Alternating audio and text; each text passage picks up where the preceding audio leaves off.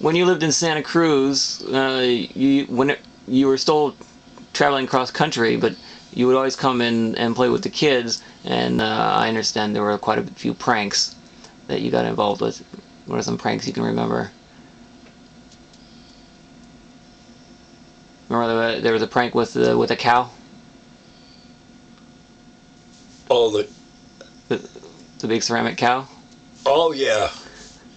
When that was at the Santa Cruz Dairy. Mm-hmm. It was on the SoCal, near where the unemployment agency is now. They used to have the big cow up there. What we do,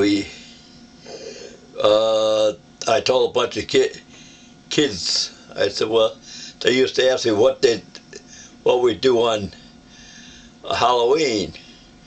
I said, well, the day before was actually cabbage night, and you do crazy things, and do things that people would never expect. And sure enough, they went and got the cow and put it in the back of and it was only 4 kids, put it in the back of a pickup truck and hid it down the yacht harbor on a boat.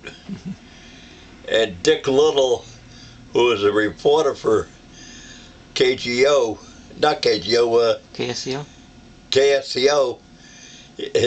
he broadcast from his car coming into work, and he gave the news headline that somebody stole the cow from Santa Cruz Dairy.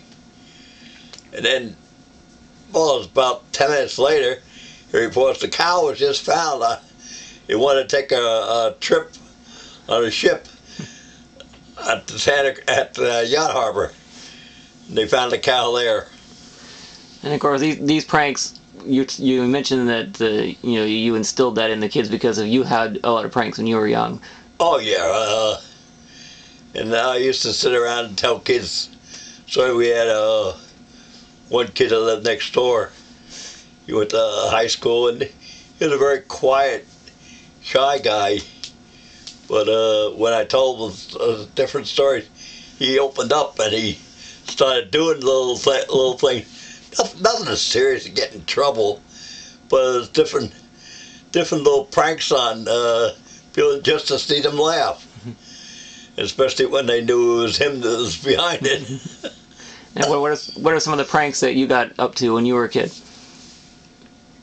Didn't you lock someone in a fridge?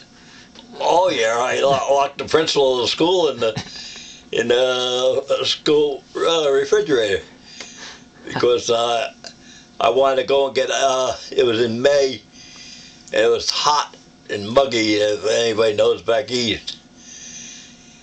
And he said I couldn't go get ice cream for everybody. I wanted to go to Dairy Queen, and he said I couldn't do it. So he was passing the freezer, and they had the freezer open, and I pushed him in there, and I took off and got the ice cream anyway for everybody.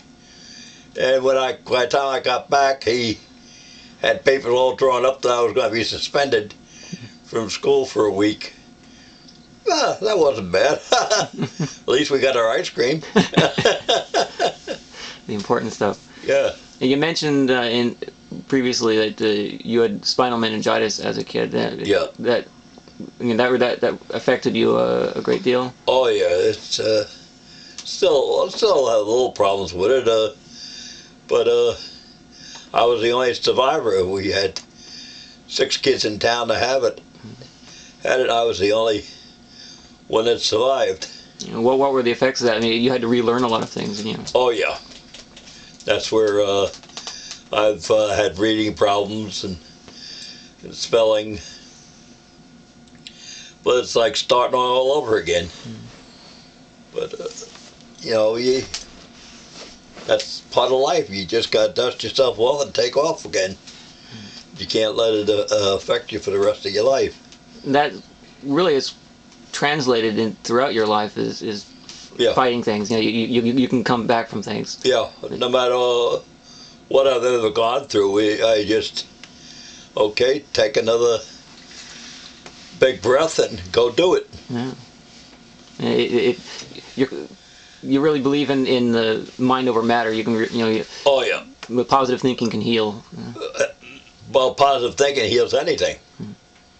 Even in today's life, as long as you're thinking positive, you'll survive anything at all. How long ago were you told that you'd be in a wheelchair? Well, I was told that in 1946. That I'll be in a wheelchair for the rest of my life. But That was that. I don't know if they can keep up with me. Even today's date. Yeah. I remember when you got myasthenia gravis, and they said that you wouldn't be able to walk. Yeah, they told me when I come down myasthenia gravis in Early 90s, I guess, or 80s maybe. 1980, I think it was. And they said I would walk for a little while, but it would catch up with me, and I wouldn't be able to walk. And they said you'll have breathing problems, and they said usually the life expectancy is 10 years at the tops. Now here you're almost 30 years later. It's almost 30 years later, and I'm still going. I think the doctor has died.